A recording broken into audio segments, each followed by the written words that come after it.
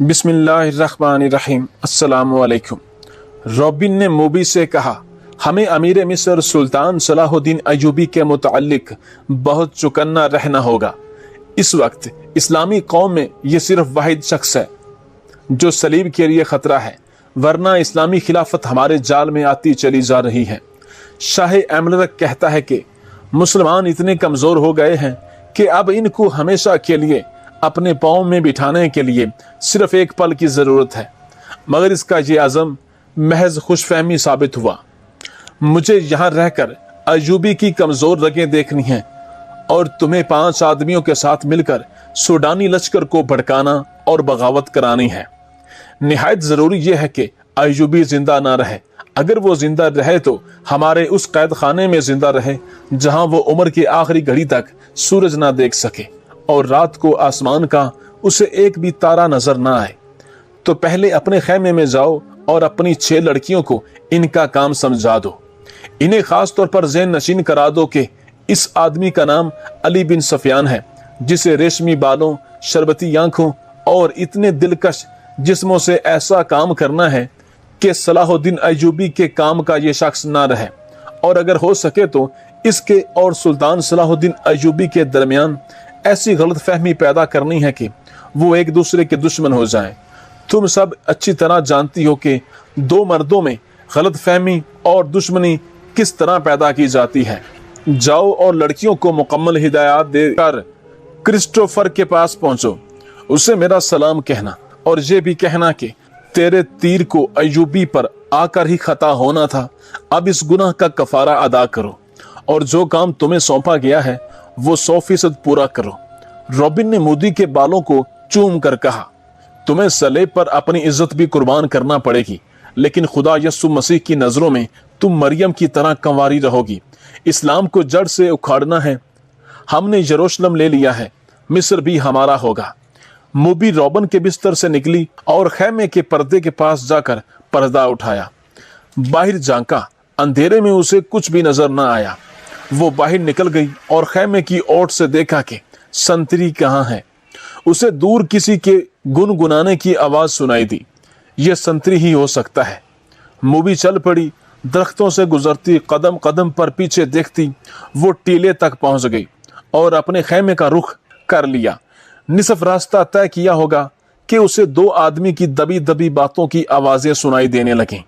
ये आवाजें उसके खेमे के करीब मालूम होती थीं। उसे ये खतरा नजर आने लगा कि संतरी ने मालूम कर लिया है कि एक लड़की गायब है और वो किसी दूसरे संतरी या अपने कमांडर को बुला लाया है। इसने सोचा कि खेमे में जाने की बजाय इन 5 साथियों के पास चली जाए, जो मराकशी ताजरों के भेस में कोई 1.5 मील दूर खेमा जान थे। मगर उसे यह भी ख्याल आया कि इसकी गुमशुदगी से बाकी लड़कियों पर मुसीबत आ जाएगी। वो थी तो चालाक, फिर भी इन पर पाबंदियां सख्त होने का खतरा था। इनको कोई चाराकार भी न था। मूबी जरा और आगे चली गई ताकि इन दोनों आदमियों की बातें सुन सके। इनकी जुबान वो समझती थी। ये तो उसने धोखा दिया था कि वो सिसली जुबान के सिवा और कोई जुबान नहीं समझती। वो आदमी खामोश हो गए। मूबी दबे पांव आगे बढ़ी। उसे बाएं तरफ कदमों की आहट सुनाई दी। इसने चौंक कर देखा। दरख्तों के दरमियान उसे एक साया जो किसी इंसान का था जाता नजर आया। इसने रुख बदल लिया और टीले की तरफ आने लगा। मूबी कोई खतरा मोल नहीं लेना चाहती थी। वो टीले पर चढ़ने लगी। टीला ऊंचा नहीं था, फौरन ही ऊपर चली गई। वो थी तो बहुत होशियार, लेकिन हर इंसान हर कदम पर पूरी एहतियात नहीं कर सकता। वो टीले की चोटी पर खड़ी हो गई। इसके पसे मंजर में सितारों से भरा हुआ आसमान था। समुंदर और सहरा की फिजा रात को आईने की तरह शफाफ होती है। दरख्तों में जाते हुए आदमी ने टीले की चोटी पर टंडोमान दरख्त के तने की तरह एक साया देखा। मूबी ने पहलू इस आदमी की तरफ कर दिया। इसके बाल खुले हुए थे, जिन्हें इसने हाथ से पीछे किया। इसकी नाक का उभार और लंबा लिबादा तारीकी में भी राज को फाश करने लगा। ये आदमी संतरियों का कमांडर था। वो आधी रात के वक्त कैंप के गश्त पर निकला और संतरियों को देखता फिर रहा था। यह संतरियों की तब्दीली का वक्त था। कमांडर इसलिए ज्यादा चौकस था कि सुल्तान अय्यूबी 3 सालारों के साथ कैंप में मौजूद था। सुल्तान डिसिप्लिन का बड़ा ही सख्त था। हर किसी को हर लम्हा खतरा लगा रहता कि सुल्तान रात को उठकर गश्त पर न आ जाए। कमांडर समझ गया कि टीले पर कोई लड़की खड़ी है। इसी शाम कमांडरों को खबरदार किया गया था कि सलेबियों ने जासूसी और तखरीबकारी के लिए लड़कियों को इस्तेमाल करना शुरू कर दिया है। ये लड़कियां सहराई खाना बदोशों बहरूप में हो सकती हैं और ऐसी गरीब लड़कियों के बेस में जो फौजी कैंपों में खाने की भीख मांगने आती हैं, और ये लड़कियां अपने आप को मगविया और मजलूम ज़ाहिर करके पनाह मांग सकती हैं। कमांडरों को बताया गया था कि आज रात 7 लड़कियां सुल्तान की पनाह में आई हैं, जिन्हें बज़ाहिर रहम करके मगर इन्हें मुतशिब्बा समझकर पनाह में ले लिया गया है। इसके कमांडर ने यह अहकाम सुनकर अपने एक साथी से कहा था, अल्लाह करे ऐसी कोई लड़की मुझसे पनाह मांगे, और वो दोनों हंस पड़े थे। अब आधी रात के वक्त सारा कैंप सो रहा था। इसे टीले पर लड़की का हुलिया नजर आ रहा था। पहले तो वो डरा कि ये चुड़ैल या जिन हो सकता है। इसने नए संतरी को लड़कियों के खेमे पर खड़ा करके उसे बताया था कि अंदर 7 लड़कियां हैं। इसने पर्दा उठाकर देखा तो दिए की रोशनी में उसे 7 बिस्तर नजर आए थे। हर लड़की ने मुंह भी कम्बलों में ढांप रखा था। सर्दी ज्यादा थी, इसने अंदर जाकर नहीं देखा कि 7 बिस्तर खाली हैं और इस पर कंबल इसी तरह रखे गए हैं जैसे इनके नीचे लड़कियां सोई हुई हों। इसने अंदर जाकर ये नहीं देखा कि 7वां बिस्तर खाली है और इस पर कंबल इस तरह रखे गए हैं जैसे इनके नीचे लड़की सोई हुई है। इसे मालूम नहीं था कि 7वीं लड़की टीले पर इसके सामने खड़ी है। वो कोई देर सोचता रहा कि इसे आवाज दें या उस तक खुद जाए। अगर वो जिन या चुड़ैल है तो इसके गायब होने का इंतजार करे। थोड़ी सी देर के इंतजार के बाद भी लड़की गायब ना हुई, बल्कि वो 3 कदम आगे चली और फिर पीछे को चल पड़ी और फिर रुक गई।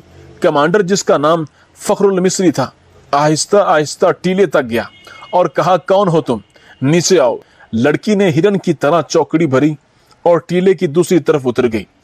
फखरुल मिस्री को यकीन आ गया कि यह कोई इंसान है, जिन चुड़ैल नहीं। वो तंदोमन यानी ताकतवर मर्द था। टेला ऊंचा नहीं था। वो लंबे लंबे डग भरता टीले पर चढ़ गया।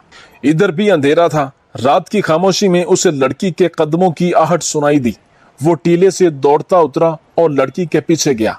लड़की और तेज दौड़ पड़ी।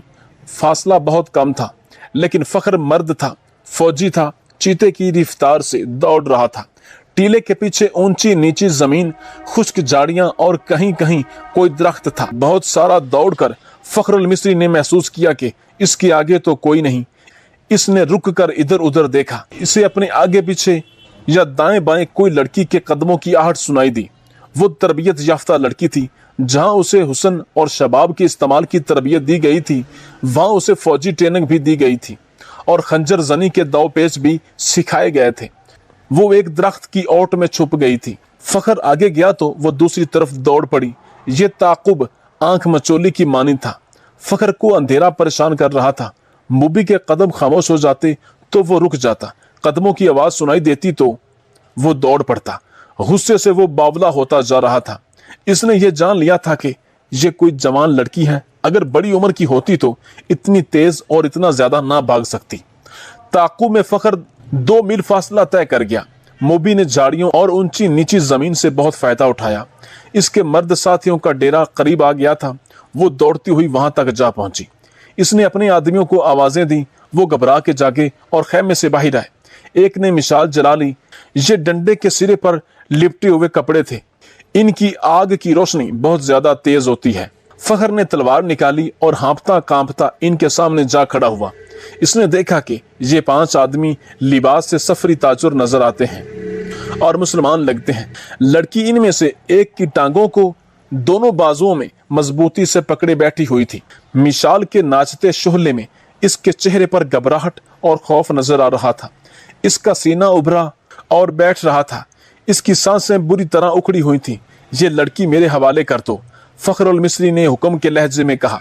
ये एक नहीं है, ये एक आदमी ने इल्तिजा के लहजे में जवाब दिया। हमने तो 7 लड़कियां आपके सुल्तान सलाहुद्दीन अयूबी के हवाले की हैं।